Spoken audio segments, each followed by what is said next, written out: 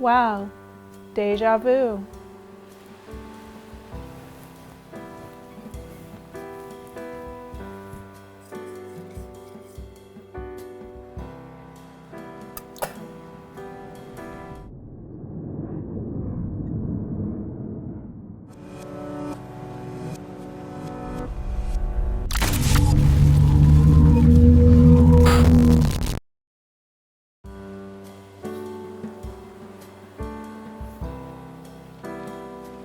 Wow, deja vu.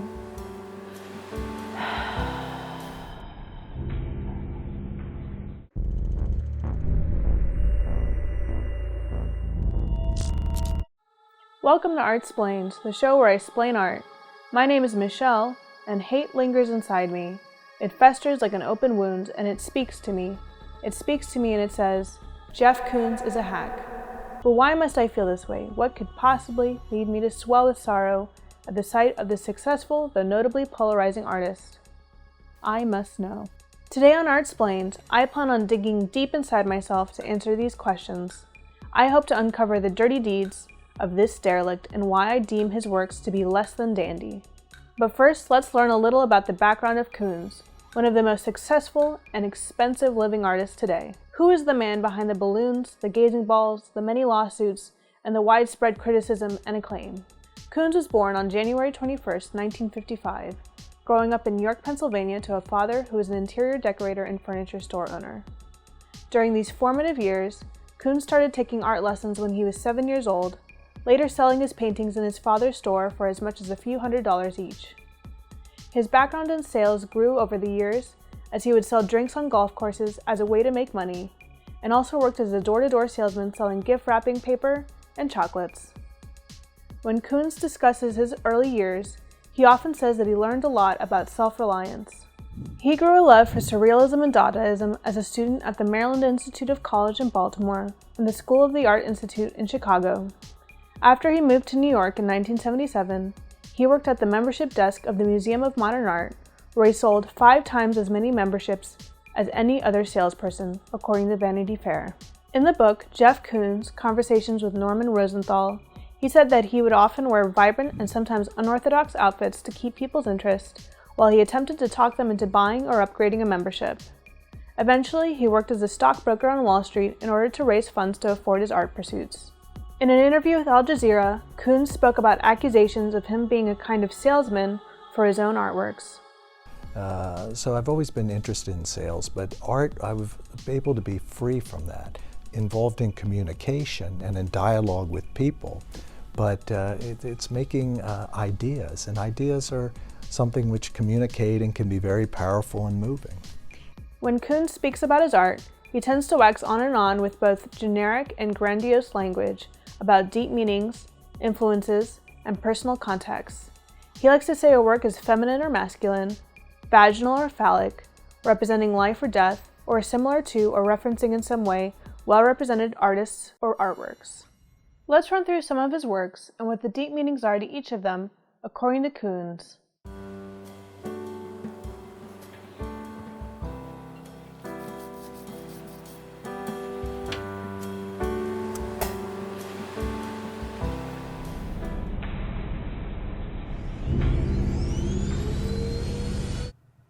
Some say that art isn't created in a vacuum.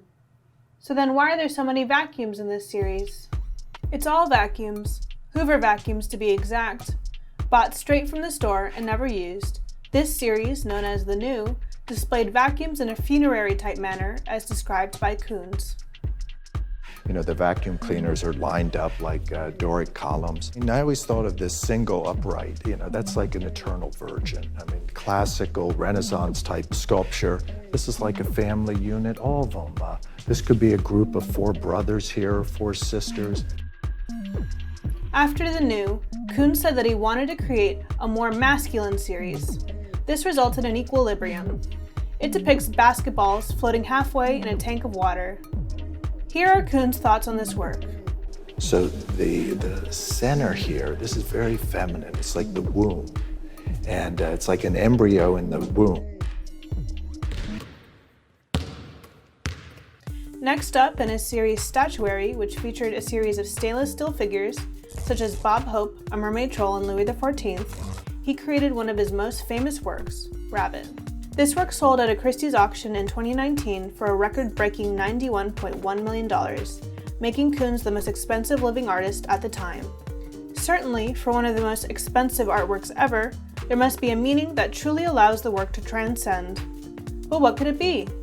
I think that the rabbit has always been kind of considered iconic because there's so many meanings that it could have. I mean, it could be like the symbol of Easter, of resurrection. It could be like an orator. Spaceman in a helmet. Yeah, spaceman in the helmet, Playboy bunny. I mean, the list goes on and on, the things that it could be. So it is everything and nothing at the same time. It is what you make of it. Now we move onwards to Banality, an intentionally kitsch series that is mostly composed of porcelain sculptures that resemble the kind of tchotchkes you might get at a run-of-the-mill gift shop. A few notable examples include Baron Policeman, the Pink Panther, and the more well-known Koons work, Michael Jackson, and Bubbles. This single series resulted in 5 lawsuits, a few of which we will get into later.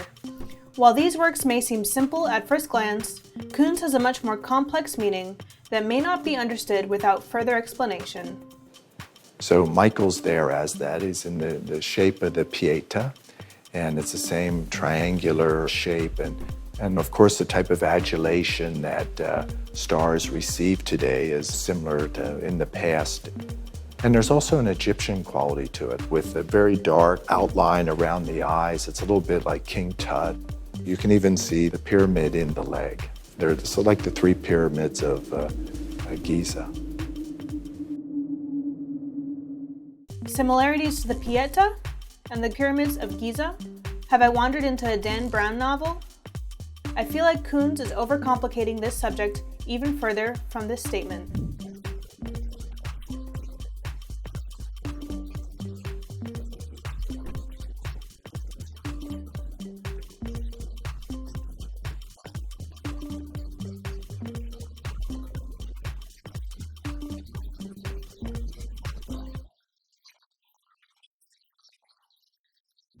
It's almost funny the way that Koons thinks. Maybe an elephant is just an elephant. Can any viewer pick up on the dark meaning without Koons' insistence on its deepness? But we can't talk about Koons without bringing up Celebration. Celebration includes both paintings and sculptures, but it's his balloon dog that has truly taken on new form. Koons has described the dog sculpture as a kind of Trojan horse, and while it has not brought the downfall of our society just yet, it has caught the eye of the rich. At one point, it was the most expensive work by a living artist sold at auction, selling in 2013 for $58.4 million. This series is meant to rejoice in the rituals and imagery of birthdays, holidays, and parties, reveling in the shiny, the slick, and the childlike. In the book Jeff Koons, Conversations with Norman Rosenthal, Koons said that he made the series as a way to communicate with one of his children.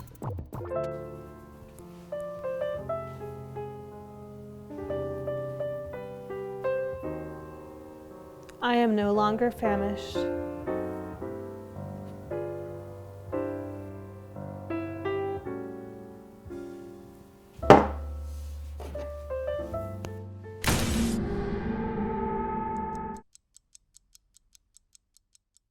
Wow.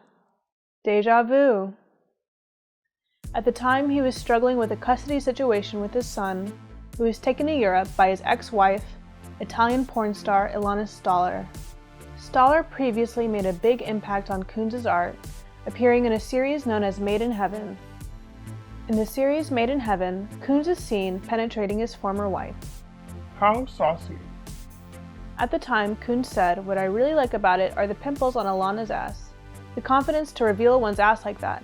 That's like my reference to Courbet's The Origin of the World." The New York Times art critic Roberta Smith responded to this show by describing the works as inkjet monstrosities, visual train wrecks, and a cross between a scaled-up centerfold and a downsized billboard advertising underwear. But what was the intention?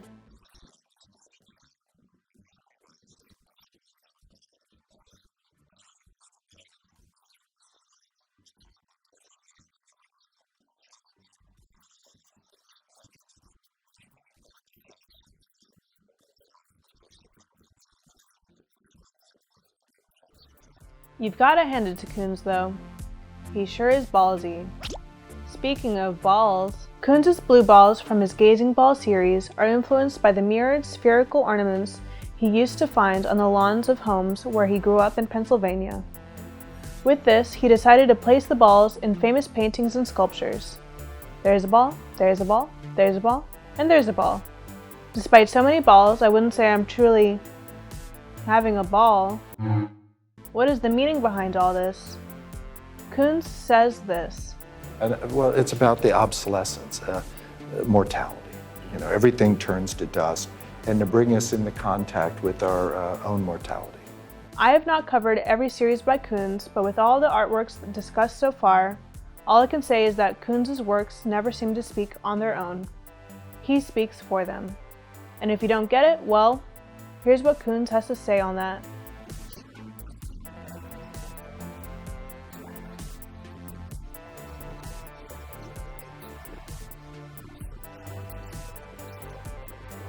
So if you don't get it, don't worry, because you actually do get it. Inside your mind. The meaning was inside you all along.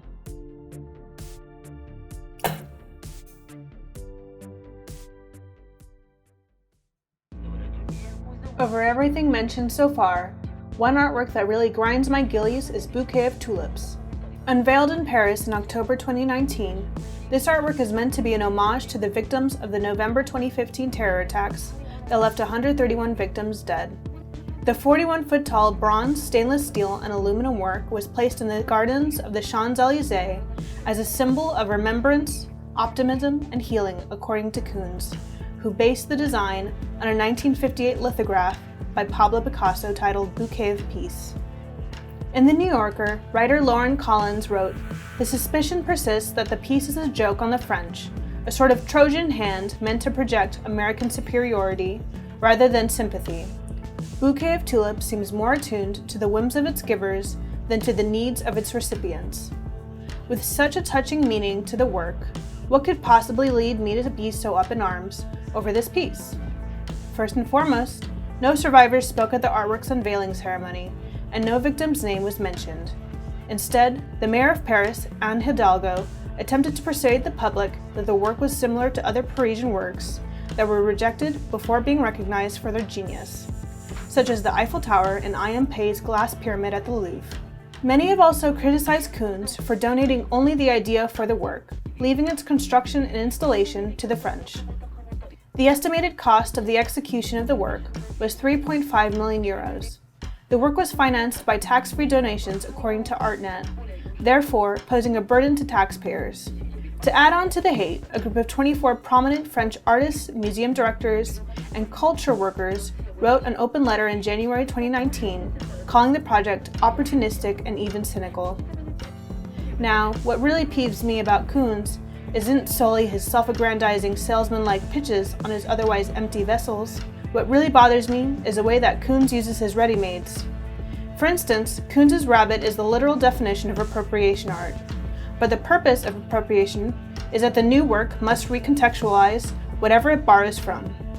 Unfortunately, Koons has dealt with several legal battles that have tested whether or not his works go far enough to recontextualize the source material. In November 2018, a French judge found Koons to be guilty of plagiarism after a 4-year-long legal battle with French ad executive Frank Davidovici. Davidovici created an ad campaign in 1985 titled Fait d'Hiver for the French clothing brand Naf Naf, depicting a woman with short black hair buried in snow with a pig beside her, carrying a cask of brandy around its neck. Koons' work, made 3 years later, titled Fait d'Hiver, offers the same characters and composition, though depicting Italian porn star and ex-wife Ilana Staller and replacing the cask of brandy with a flower garland. Oh, and a penguin was added. In March 2017, Paris's High Court also ruled against Koons in a separate legal case where the estate of the French photographer Jean-François Bourret sued Koons for basing his 1988 sculpture Naked on a 1975 photograph of Bourret's that depicted 2 children in the same stance.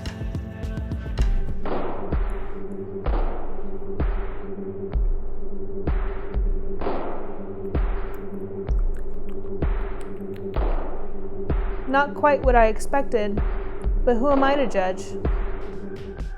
Once again, In December 2015, another photographer took issue with Koons taking influence from their work.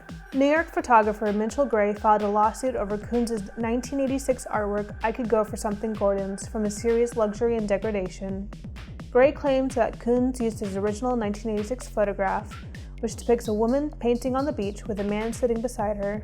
And once again, in April 1992, photographer Art Rogers and Koons reached a confidential settlement after a U.S. court judge found substantial similarity between Rogers' photo titled Puppies and Koons' 1988 work known as String of Puppies.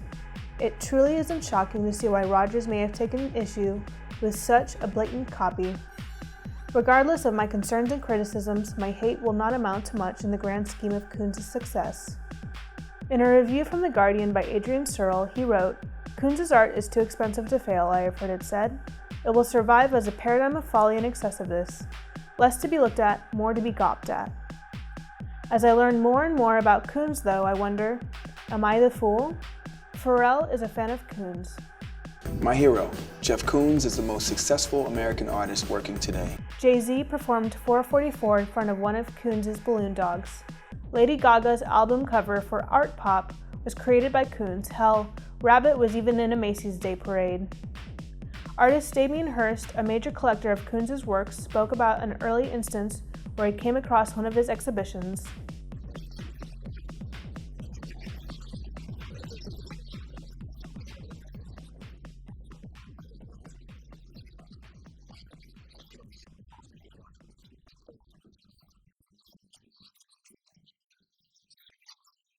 Does all of the love for Koons mean that I should not hate? And will my hate fuel someone else's love for his works?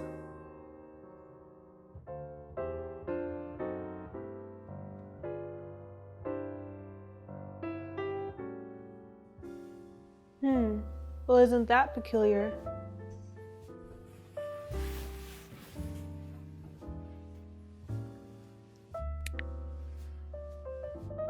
After a hard day's work, it's always important to give yourself a gift. Invents a new disease, the blahs. The blahs is kind of like the blues, only physical. It's when you're down in the dumps, it's when you're not feeling right, but you don't know what's wrong. Oh, the blahs, who needs them? You know, we wouldn't have invented a disease unless we had something to take for it.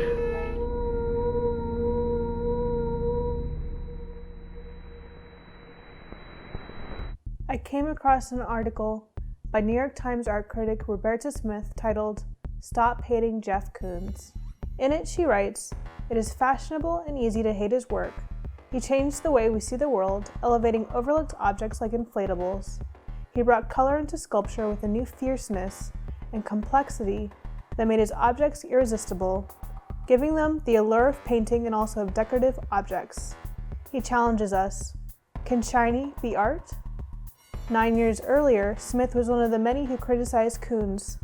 It was in October 2010 that she described his Made in Heaven series as inkjet monstrosities in a New York Times article. What was the eureka moment that made this esteemed art critic say, now that's the cat's pajamas, baby? Was it, perhaps, the auction sale of Koons' 1986 Rabbit, which sold in May 2019 for a whopping $91.1 million? Does money talk to you, Smith? It does to me. Throughout my splaining, I contemplate another quote, this time by Andy Warhol, who once said, "Art is what you can get away with." Truly, by this metric, Koons has succeeded. His works are perfect bait for the wealthy as well as tourists who just want something shiny to look at. I say all this, but I still hesitate. Something inside me quivers with indecisiveness. Am I wrong to not get his works? Certainly, many other famous and esteemed artists in the past were similarly panned by critics and splainers before me, many of whom I believe were wrong. What if I try to like them, or try to look at Koons' artworks from the viewpoint of someone who enjoys them? Walk a mile in their spectacles. What would I say? Let's imagine. On Equilibrium, I could see the works not as dull, but as pristine coffins to materialism. For Celebration, I could look past the shiny soporific surfaces and instead see a father trying to communicate with his son by saluting to childhood. When it comes to puppy, is it, dare I say it, cute enough for my cold, empty heart to adore? I see beauty, I see masculinity, I see femininity, I see life, I see death, I see... not much there. Truthfully, I don't hate Jeff Koons as much as I did before I learned more about him. It is what it is, and I don't expect him to ever stop succeeding, just because I and many others don't care for his works. I don't hate the man, he's just a player playing the game. I am not alone in my condemnation, but to be honest, learning more about Koons has felt to me like a personal gain. Dare I say it that I now feel conflicted when I see his works, rather than totally empty? Perhaps I even can say that I respect the guy. Perhaps. Fine, I submit, you infernal creature.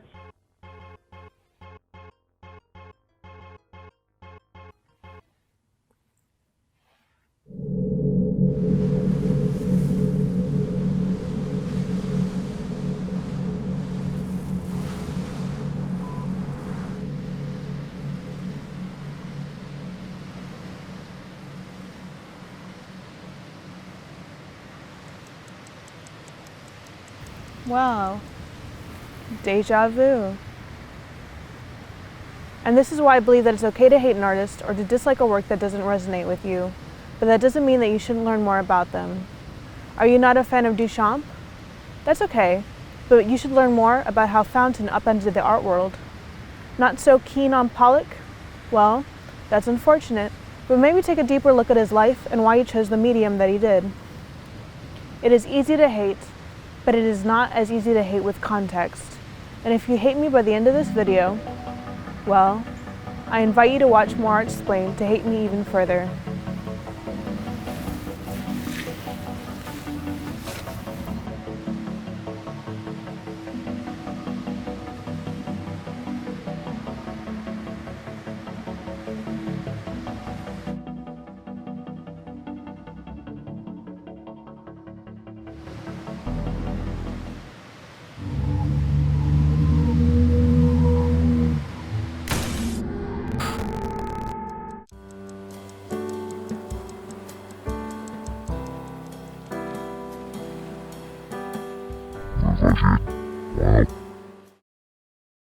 Thank you for watching Art Explained, and a big thank you to our patrons on Patreon.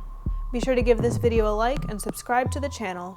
Don't forget to press the little bell thingy while you're at it. Thank you and goodbye forever.